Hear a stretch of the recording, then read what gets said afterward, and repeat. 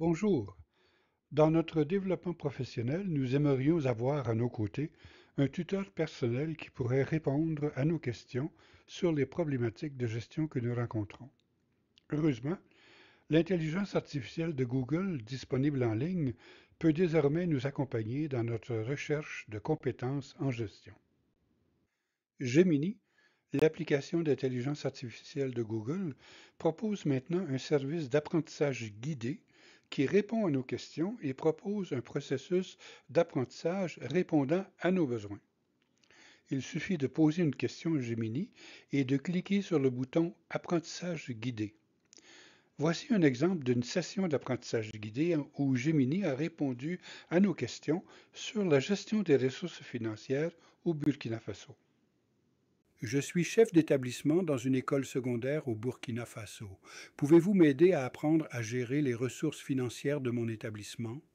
Bonjour, c'est une excellente initiative de vouloir renforcer vos compétences en gestion financière. C'est un pilier pour la réussite d'un établissement et le bien-être des élèves. La gestion financière d'une école secondaire, surtout au Burkina Faso, jongle souvent entre les subventions de l'État, les contributions des parents d'élèves, APE, et parfois des appuis extérieurs. L'objectif est toujours le même, utiliser chaque franc CFA de la manière la plus transparente et efficace possible pour servir le projet pédagogique de l'école. Pour commencer à explorer ce vaste sujet ensemble, quel aspect vous semble le plus prioritaire ou le plus utile pour vous en ce moment? Nous pourrions aborder l'élaboration du budget annuel. Comment planifier les revenus et les dépenses pour toute une année scolaire? Le suivi des dépenses courantes. Comment mettre en place un système simple pour suivre au jour le jour les achats de matériel, les petites réparations, etc. La mobilisation des ressources. Comment dialoguer avec l'association des parents d'élèves, APE, ou d'autres partenaires pour financer des projets spécifiques? Dites-moi ce qui vous aiderait le plus pour démarrer.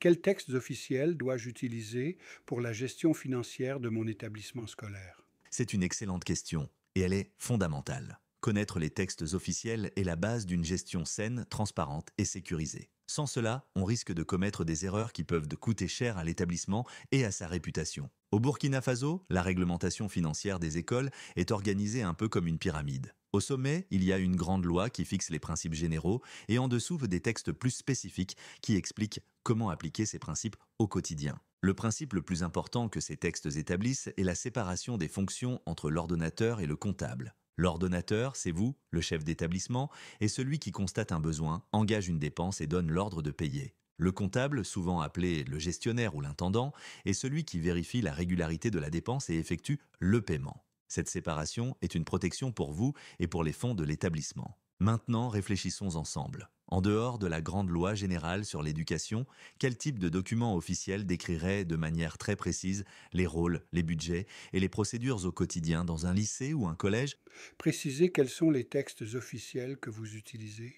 Absolument. Vous avez raison, il est temps de nommer les textes clés qui constituent votre boîte à outils réglementaire. Voici les références essentielles pour la gestion d'un établissement secondaire public au Burkina Faso. Je vous les présente du plus général au plus spécifique. Le cadre général, la loi d'orientation de l'éducation. Il s'agit de la loi Numéro 013-2007/AN du 30 juillet 2007 portant loi d'orientation de l'éducation. C'est la loi mère qui fixe les grands principes de l'éducation au Burkina Faso, y compris l'autonomie administrative et financière des établissements. Le texte d'application principal, le décret sur l'organisation. C'est le document le plus important pour vous au quotidien. Il s'agit du décret Numéro 2-1017-036-presse-PM-MENA-MINFID du 25 janvier 2017 portant organisation administrative et financière des établissements d'enseignement post-primaire et secondaire public. Ce décret est de votre guide. Il détaille précisément les rôles du conseil de gestion, du chef d'établissement, ordonnateur et du gestionnaire le comptable.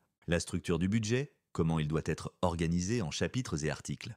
Les règles pour la passation des marchés et l'exécution des dépenses. Les instructions pratiques, les circulaires et arrêtés. Le ministère de l'Éducation nationale, MENAPLN, publie régulièrement des circulaires et des arrêtés pour clarifier certains points du décret ou donner des instructions pour l'année en cours, par exemple sur les taux des frais de scolarité, les dates limites, etc. Vous devriez normalement pouvoir obtenir des copies de ces textes auprès de votre direction régionale du MENAPLN ou de votre hiérarchie. Maintenant que nous avons les références, le plus utile est de voir comment elles s'appliquent. Voudriez-vous que nous nous penchions sur un aspect précis que ces textes encadrent? Par exemple, comment le budget est-il officiellement structuré, chapitre, article, selon le décret? Comment le budget est-il officiellement structuré, chapitre, article, selon le décret? C'est exactement le bon réflexe. Comprendre la structure du budget, c'est comme avoir la carte routière pour toute l'année scolaire. Le décret organise le budget en deux grandes parties, un peu comme les deux colonnes d'un livre de compte, ce qui entre, les recettes, et ce qui sort, les dépenses. L'équilibre entre les deux est obligatoire. Nous allons arrêter ici notre exploration de Gemini avec son nouveau service d'apprentissage guidé, mais nous estimons que cet outil pourrait nous être très utile à l'avenir pour développer nos compétences en gestion. Nous vous souhaitons une bonne utilisation de ce nouvel outil d'intelligence artificielle.